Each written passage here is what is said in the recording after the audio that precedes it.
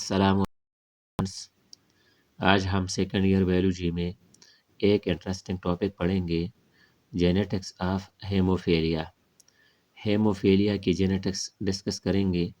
سب سے پہلے ہیموفیلیا جانتے ہیں۔ ہیموفیلیا ایک ایسی ڈس آرڈر ہوتی ہے جو کہ پیرنٹس سے بچوں میں ٹرانسفر ہوتی ہے۔ اس کا کوئی ٹریٹمنٹ نہیں ہوتا اور اس میں بلڈ آسانی سے کلاٹ نہیں ہوتا، یعنی ایک سمال انجری کے نتیجے میں ریگولر بلیڈنگ اکر ہوتی ہے اور آسانی سے بلڈ رکتا نہیں۔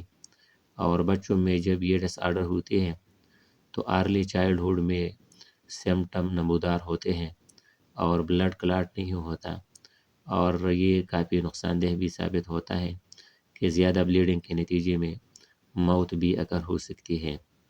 یہ haemophilia sex linked recessive trait ہوتی ہے، یعنی ایکس کروموسوم پر ایک جین موجود ہوتا ہے۔ وہ جین جب ریسیسیو فارم میں موجود ہوتا ہے تو پھر بلڈ کلاٹ کے جو فیکٹر ہوتے ہیں یا جو پروٹین ہوتے ہیں بلڈ کلاٹ کے لیے ریسپانسیبل ہوتے ہیں وہ پروڈیوس نہیں ہوتے اور ہیموفیلیا اکر ہوتی ہے۔ بلڈ کلاٹنگ کے جو فیکٹرز ہوتے ہیں یا پروٹین ہوتے ہیں وہ 3 ٹائپ کے ہوتے ہیں۔ ایک ہوتا ہے 8 نمبر فیکٹر، پھر 9 نمبر اور پھر 11 نمبر۔ آپ کنسیڈر کریں یہ ایک کروموسوم ہے اور اس کروموسوم پر 2 جین موجود ہیں۔ یہ جین 8 نمبر ہے اور یہ جین 9 نمبر ہے۔ 8 نمبر فیکٹر کے لیے جو جین ریکوائر ہوتا ہے جب وہ ریسیسیو فارم میں موجود ہوتا ہے تو اس جین کی ریسیسیونیس کی وجہ سے یہ فیکٹر نمبر 8 پروڈیوس نہیں ہوتا، جو کہ بلڈ کلاٹنگ کے لیے ایک فیکٹر ہوتا ہے، ایک پروٹین ہوتا ہے، اور اس کے نتیجے میں ہیموفیلیا ایک آس ہوتی ہے اور اس کا جو ایبنڈنس ہوتا ہے دنیا میں لوگوں میں وہ 80% ہوتا ہے۔ پھر ایک اور جین ہوتا ہے اور وہ جین نمبر 9 ہوتا ہے، یہ بھی اس ایکس کروموسوم پر موجود ہوتا ہے۔ یعنی ہیومن میں 46 کروموسوم ہوتے ہیں اور ان 46 کروموسوم میں 23 پیئرز ہوتے ہیں۔ 22 پیئرز آٹوسوم ہوتے ہیں اور لاسٹ 23rd پیئر جو ہوتا ہے وہ 6 کروموسوم کہلاتے ہیں، اور ان 6 کروموسوم میں ایکس اور وائی دونوں موجود ہوتے ہیں۔ اگر میل کی بات کریں تو ایکس وائی ہوتے ہیں، اگر فیمیل کی بات کریں تو وہاں پر ایکس ایکس ہوتے ہیں۔ لہٰذا جب اس ایکس کروموسوم پر جین نمبر 9 موجود ہو تو یہ gene number 9 factor number 9 produce کرے گا، تو جین نمبر 9 جب ریسیسیو ہوتا ہے 9 نمبر فیکٹر پروڈیوس نہیں ہوگا اور بلڈ کلاٹ نہیں ہوگا، اور اس کیس میں ہیموفیلیا بھی اکر ہوگی، یہ 20% ایبنڈنٹ ہوتی ہے۔ پھر ہمارے پاس ایک 3rd نمبر سٹیپ ہے اور یہ ایک آٹوسوم ہے۔ یہاں پر جین F9 ہوتا ہے۔ یہ جین جب ریسیسیو فارم میں موجود ہو تو پھر 11 نمبر جو فیکٹر ہوتا ہے وہ پروڈیوس نہیں ہوگا اور as a result hemophilia C cause ہوگی۔ یہ ہیموفیلیا بہت ریئر ہوتی ہے اور یہ 1% سے بھی کم ہوتی ہے۔ فیمیل، یہاں پر 3 آپشنز ہیں، ایکس ایکس تینوں میں موجود ہے۔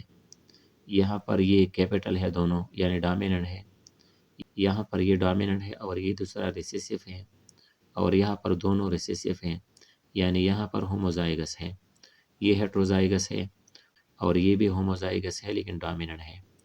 تو اس کیس میں فیمیل میں کوئی ہیموفیلیا نہیں ہوگی اور اس کیس میں بھی ہیموفیلیا نہیں ہوگی، لیکن یہ فیمیل جو کہ کیپٹل ایچ اور اسمال ایچ پر مشتمل ہے یہ کیریئر ہوگی، اور یہاں پر یہ ہیموفیلک فیمیل ہے، تو اس کے لیے میں نے یہاں ہیموفیلک لکھا ہے، یہ فیمیل ہیموفیلک فیمیل ہوگی۔ اگر ہم میل کی بات کریں تو میل میں یہاں پر 2 آپشن ہوتے ہیں، X H Y, X H Y, چونکہ یہ ایچ جین ایکس پر موجود ہوتا ہے اور وائی پر موجود نہیں ہوتا، تو اس کیس میں جو میل ہے وہ نارمل ہے، ہیلتھی ہے، اور یہاں پر یہ ہیموفیلک میل ہے کیونکہ ایکس کروموسوم پر ایچ یا ریسیسیو جین موجود ہے اور پھر فیکٹر پروڈیوس نہیں ہوگا اس کیس میں، تو یہ ہیموفیلک میل ہے۔ پھر لاسٹ نمبر جو تھرڈ نمبر ہے آٹوسومل، آٹوسوم کو یہاں ہم ڈبل اے سے ریپرزینٹ کریں گے. یہ ڈبل اے جو ہے اس کے اوپر اگر کیپٹل ایچ موجود ہو تو یہ ایک نارمل ہیومن ہوگا. یہ میل بھی ہو سکتا ہے اور فیمیل بھی. یہاں پر دوبارہ ہیٹروزائگس ہے اور یہ بھی کیریئر ہو سکتا ہے، میل بھی ہو سکتا ہے اور فیمیل بھی، لیکن یہ ہیموفیلک نہیں ہے. اگر یہ کیس آ جائے اسمال ایچ والا تو پھر یہ ہیموفیلک انڈیویجول ہوگا، میل یا فیمیل. اسی طرح اگر ہم پی ڈگری انالیسس کی بات کریں جس کو زگزاگ پیٹرن بھی کہتے ہیں، تو اس میں ہم ایک نارمل فیمیل لیں گے یا ہیلتھی فیمیل لیں گے جس میں ایچ اور ایچ دونوں کیپٹل ہیں.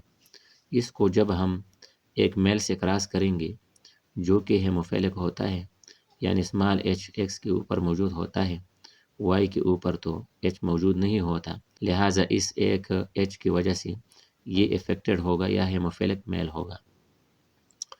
تو اس افیکٹڈ میل اور نارمل فیمیل کو جب آپس میں کراس کریں گے تو ایز اے ریزلٹ ان کے جو بچے پیدا ہوں گے یہ آپشنز ہوں گے، اور اس میں اگر ڈاٹر پیدا ہو جائے تو وہ کیریئر ہوگی. یہاں پر اگر سن پیدا ہو جائے تو وہ کیا ہوگا؟ وہ نارمل ہوگا. یہ کیریئر تھی کیونکہ ہیٹروزائگس تھی، اگرچہ اس میں ہیموفیلیا موجود نہیں ہے لیکن یہاں پر ایک اسمال ایچ موجود ہے تو یہ اس بیماری کو آگے نیکسٹ جنریشن میں کیری کر سکتی ہے، چانسز موجود ہیں. اگر اس کیس میں دیکھیں تو یہاں پر یہ نارمل میل ہے اور یہ دوبارہ فیمیل ہے اور فیمیل میں یہ کیریئر ہے.